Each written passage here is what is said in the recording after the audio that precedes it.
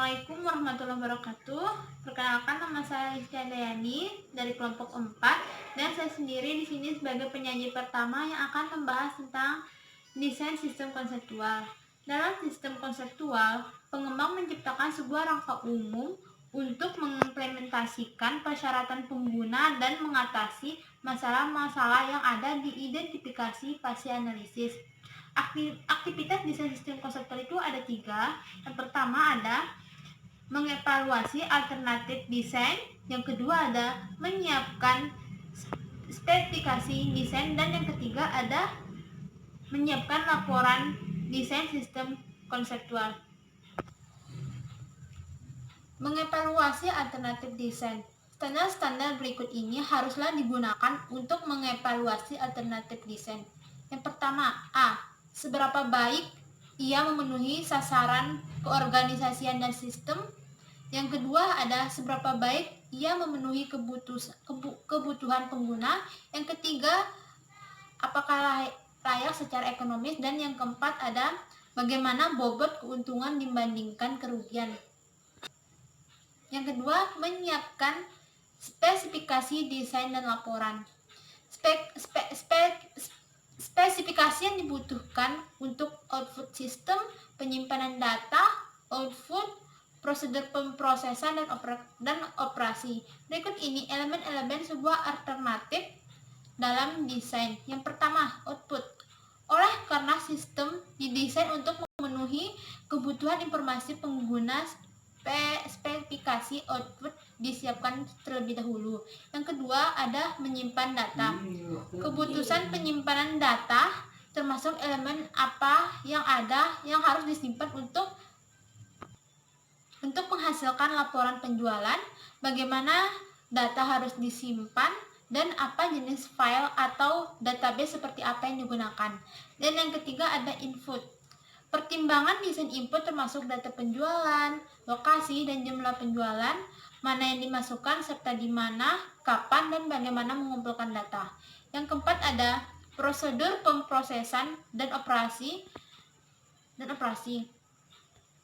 Dan yang ketiga ada laporan desain sistem konseptual. Dalam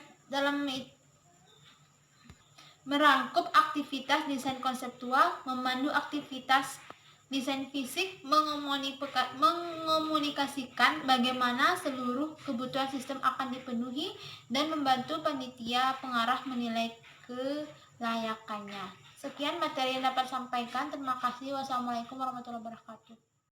Assalamualaikum warahmatullahi wabarakatuh. Perkenalkan, nama saya Jusniarti. Di sini saya akan membawakan materi yang berjudul Desain Sistem Fisik.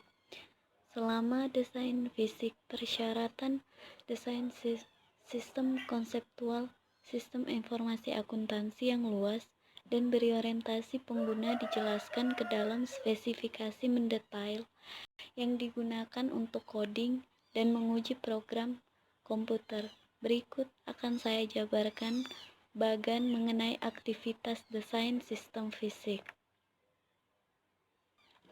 Bagan yang pertama adalah analisis sistem, kemudian menuju ke bagan desain sistem konseptual, kemudian menuju ke bagan desain sistem fisik. Dalam desain sistem fisik ini ada 6 bagan. Yang pertama adalah desain output, yang kedua desain file dan database, yang ketiga desain input, yang keempat desain program, yang kelima desain prosedur, dan yang terakhir ada desain pengendalian. Kemudian setelah desain sistem fisik, kemudian menuju ke bagan implementasi dan konversi, dan yang terakhir adalah bagan operasi dan pemeliharaan. Selanjutnya saya akan menjelaskan tentang desain output. Sasaran desain output adalah menentukan sifat, format, isi, dan waktu pelaporan dokumen, serta tampilan layar. Output biasanya sesuai ke dalam salah satu dari 4 kategori berikut ini. Kategori yang pertama adalah laporan terjadwal. Laporan ini adalah laporan yang disiapkan secara teratur dengan isi dan format yang telah ditentukan sebelumnya. Dan yang kedua ada laporan analisis bertujuan khusus, yaitu laporan yang tidak memiliki isi, format, atau jadwal yang telah dispesifikasikan sebelumnya.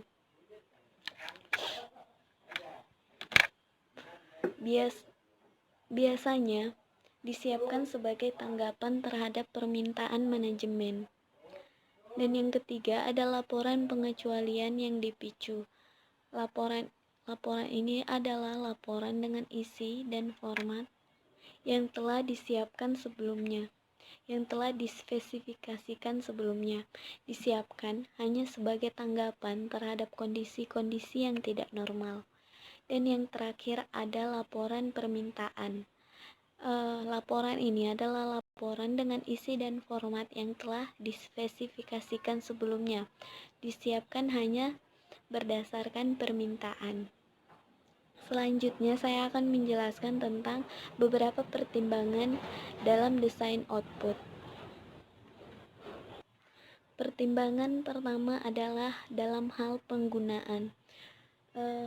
Hal yang harus diperhatikan adalah siapa yang akan menggunakan output, mengapa dan kapan para pengguna membutuhkannya, dan keputusan apa yang mereka buat berdasarkan itu. Dan yang kedua, ada media. Hal yang harus diperhatikan dalam media adalah dalam hal menggunakan kertas, layar, suara, email, atau beberapa kombinasi. Yang ketiga adalah format. Hal yang harus diperhatikan dalam format adalah akankah formasi, narasi, tabel, atau grafis yang paling baik dalam menyampaikan informasi. Dan yang keempat adalah tercetak sebelumnya. Hal yang harus diperhatikan adalah apakah akan menggunakan format tercetak sebelumnya. Dan selanjutnya ada pertimbangan lokasi. Nah, dalam pertimbangan lokasi ini hal yang harus diperhatikan adalah kemana output harus dikirim. Selanjutnya ada pertimbangan akses. Hal yang harus diperhatikan adalah siapa yang seharusnya memiliki akses terhadap output salinan, cetak, atau layar. Selanjutnya ada detail. Pertimbangan yang pertama adalah haruskah sebuah rangkuman daftar isi disertakan dengan output yang panjang. Dan yang kedua, haruskah judul mengatur tanggal dan menekankan hal-hal penting. Yang terakhir adalah haruskah informasi mendetail ditempatkan dalam sebuah lampiran. Dan yang terakhir, pertimbangan yang terakhir adalah ketepatan waktu. Hal yang harus diperhatikan adalah seberapa sering harusnya output dihasilkan. Baiklah, sekian penyampaian materi dari saya. Assalamualaikum warahmatullahi wabarakatuh. Assalamualaikum warahmatullahi wabarakatuh. Perkenalkan, nama saya Ilham Farhan Ayasi dari kelompok 4 yang akan menjelaskan materi tentang desain file dan database. Database merupakan kumpulan dari file atau data yang saling berhubungan, sedangkan base data diorganisasikan sedemikian rupa sehingga nantinya dapat dimanfaatkan dengan efektif dan efisien. Desain database adalah proses menghasilkan detail rinci model data dari base data.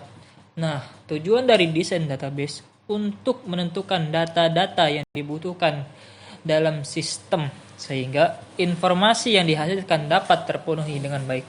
Nah, dalam proses desain database ada 6 proses. Yang pertama, analisis persyaratan. Proses atau langkah awal dalam mendesain database yaitu kita wajib mengetahui dan memahami apa yang diinginkan user atau pengguna database tersebut. Seperti data yang tersimpan dalam database, aplikasi yang akan dibuat, dan jenis operasi apa yang digunakan serta subjek sesuai persyaratan yang ada. Langkah kedua yaitu database konseptual. Pada langkah kedua, informasi-informasi yang ada pada saat kita melakukan analisis persyaratan digunakan untuk mengembangkan deskripsi data tingkat tinggi yang wajib disimpan database. Pada langkah ini, sering diproyeksikan dengan menggunakan model ER, yaitu salah satu model data tingkat tinggi yang digunakan dalam desain database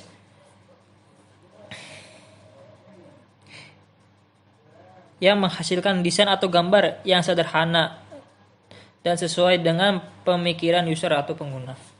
Lalu pada langkah yang ketiga, desain database logika. Pada langkah ini, kita harus mengubah konsep desain database atau model ER menjadi sebuah skema database relasional dari DBMS yang dipilih. Lanjut ke tahap yang keempat, yaitu perbaikan skema. Nah, di langkah ini, untuk mendesain database, yaitu menganalisa kumpulan relasi atau hubungan dalam skema database relasional untuk mengetahui persoalan atau masalah yang ada pada proses pembuatan desain database. Lalu pada langkah yang kelima yaitu desain database fisik. Pada langkah ini kita wajib memperhitungkan bobot kerja umum yang sesuai dengan database kita dan memperbaiki desain database kelak agar dapat dimanfaatkan sesuai kebutuhan dan keinginan. Pada langkah ini meliputi pembuatan indeks pada tabel dan mengelompokkan beberapa tabel. Lalu pada langkah yang terakhir yaitu desain aplikasi dan keamanan. Langkah ini semua aplikasi atau perangkat lunak yang menyangkut sebuah DBMS harus mempertimbangkan aspek aplikasi di luar database tersebut. Assalamualaikum warahmatullahi wabarakatuh. Perkenalkan, nama saya Jihan Padilla. Saya akan menjelaskan tentang desain formulir.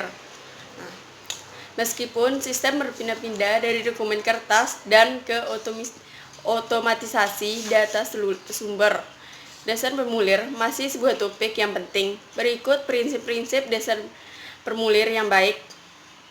Prinsip-prinsip desain formulir yang baik yaitu dijadikan 4 bagian. Yang pertama, pertimbangan umum. Yang kedua, pendahuluan. Yang ketiga, isi utama. Dan keempat, kesimpulan. Pertama, pertimbangan umum. Apakah data yang dicetak sebelumnya digunakan sebanyak mungkin? 2. Apakah bobot dan nilai kertas sesuai untuk menggunakan yang direncanakan? 3. Apakah huruf tebal, garis, dan arsiran menekankan bagian-bagian yang berbeda dalam formulir? 4. Apakah formulir tersebut ukurnya standar?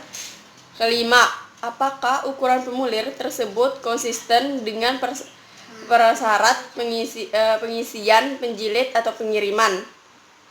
Keenam, jika formulir tersebut dikirimkan, akankah alamat muncul dalam jendela amplop? Ketujuh, apakah salinan dicetak dalam warna-warna berbeda untuk memfasilitasi distribusi yang layak? 8. Apakah instruksi yang benar menjelaskan bagaimana melengkapi formulir tersebut? Pendahuluan. Apakah nama formulir yang muncul di atas menggunakan huruf tebal? Apakah formulir tersebut dinomori secara berurut? Apakah nama alamat perusahaan dicetak sebelumnya di formulir dikirim ke pihak eksternal? Selanjutnya, isi utama. Apakah informasi terkait secara logis, misalnya nama, pelanggan, alamat, dikelompokkan bersama-sama? Apakah ada ruang yang cukup untuk mencatat tiap item data? Apakah entry data konsisten dengan urutan data diperoleh? Apakah kode atau cek yang digunakan bukannya entry tertulis secara cukup dijelaskan? Terakhir, kesimpulan. Apakah jeda disediakan untuk mencatat penempatan akhir formulir tersebut? Apakah Cukup untuk mencatat tiap item data. Apakah entry data konsisten dengan urutan data diperoleh? Apakah kode atau cek yang digunakan bukannya entry tertulis secara cukup dijelaskan? Terakhir, kesimpulan. Apakah jeda disediakan untuk mencatat penempatan akhir formulir tersebut? Apakah jeda disediakan untuk tanda tangan guna mengidentifikasikan persetujuan transaksi? Apakah jeda disediakan untuk mencatat tanggal persetujuan? Apakah jeda disediakan untuk total dalar atau numerik? Apakah distribusi tiap salinan formulir dengan jelas ditunjukkan? Sekian materi dari saya. Wabillahi taufiq hidayah. Wassalamualaikum warahmatullahi wabarakatuh. Konsisten dengan prasyarat pengisian, penjilid atau pengiriman. Keenam, jika formulir tersebut dikirimkan, akankah alamat muncul dalam jendela amplop? Ketujuh, apakah salinan dicetak dalam warna-warna berbeda untuk memfasilitasi distribusi yang layak? 8. Apakah instruksi yang benar menjelaskan bagaimana melengkapi formulir tersebut? Pendahuluan. Apakah nama formulir yang muncul di atas menggunakan huruf tebal? Apakah formulir tersebut dinomori secara berurut? Apakah nama alamat perusahaan dicetak sebelumnya di formulir dikirim ke pihak eksternal? Selanjutnya, isi utama. Apakah informasi terkait secara logis, misalnya nama, pelanggan, alamat, dikelompokkan bersama-sama? Apakah ada ruang yang cukup untuk mencatat tiap item data? Apakah entry data konsisten dengan urutan data diperoleh? Apakah kode atau cek yang digunakan bukannya entry tertulis secara cukup dijelaskan? Terakhir, kesimpulan. Apakah jeda disediakan untuk mencatat penempatan akhir formulir tersebut? Apakah jeda disediakan untuk tanda tangan guna mengidentifikasikan persetujuan transaksi? Apakah jeda disediakan untuk mencatat tanggal persetujuan? Apakah jeda disediakan untuk total dalar atau numerik? Apakah distribusi tiap salinan formulir dengan jelas ditunjukkan? Sekian materi dari saya. Wabillahi taufiq hidayah. Wassalamualaikum warahmatullahi wabarakatuh. Perkenalkan, nama saya Sylvia. Di sini saya akan melanjutkan materi yang disampaikan oleh pemateri sebelumnya, yaitu tentang desain layar komputer dan desain program. Nah, dalam desain layar komputer ini memudahkan seorang masukkan data secara langsung kepada komputer daripada kertas untuk entry lanjutannya. Nah, agar lebih efektif harus mengikuti prosedur berikut, yaitu pertama ada mengatur layar sehingga data dapat dimasukkan dengan cepat, tepat, dan lengkap. Nah, yang kedua itu memasukkan dalam urutan yang sama. Nah, yang ketiga itu mengelompokkan secara logis data yang terkait secara bersamaan. Nah, yang ketiga mengelompokkan secara logis yang keempatnya itu mendesain layar. Yang kelima itu mempermudah dalam memperbaiki kekeliruan. Yang keenam membatasi data atau nomor opsi pada sebuah layar untuk menghindari kekeliruan. Nah, yang selanjutnya itu ada desain program. Nah, dalam desain program ini salah satunya ada aktivitas SDLC yang paling memakan waktu, yang terjadi 8 langkah berikut, yaitu 1. Menentukan kebutuhan pengguna. Yang kedua, membuat dan mendokumentasikan sebuah rencana pengembangan. Nah, yang ketiga, membuat instruksi program. Yang keempat, menemukan dan mengeliminasikan kesalahan program. Nah, yang kelima, mendokumentasikan program. Yang keenam, melatih para pengguna program. Yang ketujuh, memasang sistem. Yang kedelapan, menggunakan dan memodifikasi sistem. Sekian dari saya, maka materi selanjutnya akan disampaikan oleh pemateri selanjutnya. Sekian dari saya, terima kasih. Wassalamualaikum warahmatullahi wabarakatuh. Assalamualaikum warahmatullahi wabarakatuh. Perkenalkan, nama saya Lolita Windari. Saya akan membahas materi tentang desain prosedur dan pengendalian.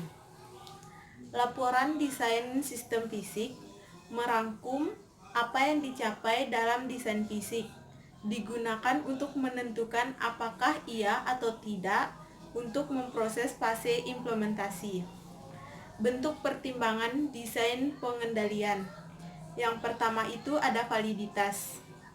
Yang perlu diperhatikan, apakah interaksi sistem valid, misalnya seluruh pengeluaran kas dibuat untuk vendor yang sah.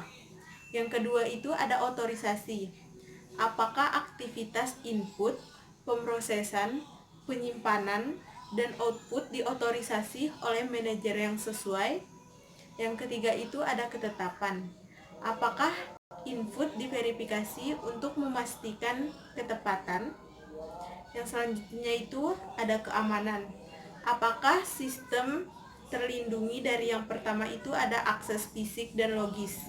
Terus yang kedua itu ada pencurian sumber daya.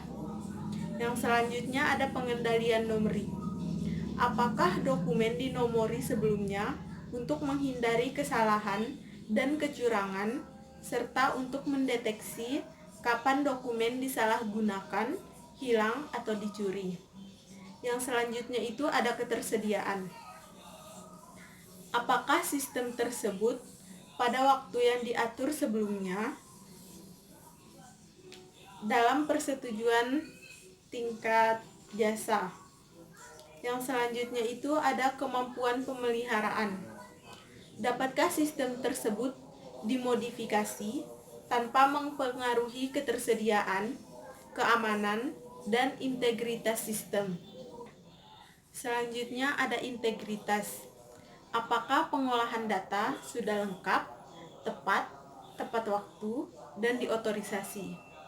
Dan yang terakhir itu ada jejak audit.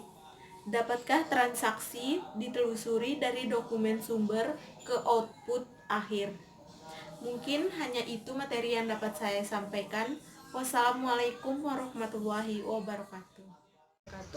Perkenalkan, nama saya Nurul Asfira. Di sini saya akan membahas tentang implementasi sistem. Nah, apa sih itu implementasi sistem? Implementasi sistem adalah proses pemasangan perangkat keras dan perangkat lunak sehingga sistem informasi akuntansi dapat menyala dan dijalankan. Nah, ada beberapa aktivitas implementasi sistem. Yang pertama, perencanaan, implementasi, dan situs adalah sebuah rencana implementasi terdiri atas implementasi tugas, tanggal penyelesaian yang diinginkan, estimasi biaya, dan siapa yang bertanggung jawab terhadap masing-masing tugas. Persiapan situs adalah proses panjang dan harus dimulai dengan baik di awal tanggal pemasangan. Yang kedua, memilih dan melatih personel adalah mentransfer pegawai yang digantikan, karena sistem baru dapat meningkatkan loyalitas dan semangat kerja pegawai. Ketika para pengguna tidak cukup dilatih, perusahaan tidak akan memperoleh manfaat dan pengembalian atas investasi yang diharapkan. Pelatih harus dijadwalkan hanya sebelum pengujian dan konversi sistem. Melengkapi dokumentasi. 3 jenis dokumentasi yang harus disiapkan untuk sistem baru. Yang pertama, dokumentasi pengembangan, termasuk sebuah deskripsi sistem, salinan tata letak output, input, serta file dan database, bagan alir program, hasil uji, dan formulir penerimaan pengguna. Yang kedua, dokumentasi operasi, jadwal pengoperasian, file dan database yang diakses, serta persyaratan perlengkapan, keamanan, dan penyimpangan file. Yang ketiga, dokumentasi pengguna, mengajarkan para pengguna bagaimana untuk mengoperasikan sistem informasi akuntansi. Tindakan ini termasuk manual prosedur dan bahan pelatihan sistem. Ada 3 jenis pengujian yang umum. Yang pertama, walkthrough adalah tinjauan langkah demi langkah atas prosedur atau logika program untuk menemukan logika yang salah, kesalahan, pengabaian, atau masalah lainnya. Yang kedua, uji pengolahan data, termasuk proses transaksi valid dan keliru untuk menentukan jika sebuah program beroperasi seperti yang didesain dan transaksi yang valid ditandatangani dengan layak serta kesalahan dideteksi dan dihadapi secara tepat. Yang ketiga, uji penerimaan merupakan pengujian atau sistem baru menggunakan sejumlah transaksi nyata yang menentukan apakah kriteria yang dikembangkan pengguna terpenuhi. Sekian dari penjelasan saya. Kurang dan lebihnya mohon dimaafkan. Akhirul kalam, wabillahi taufik wal hidayah. Wassalamualaikum warahmatullahi wabarakatuh.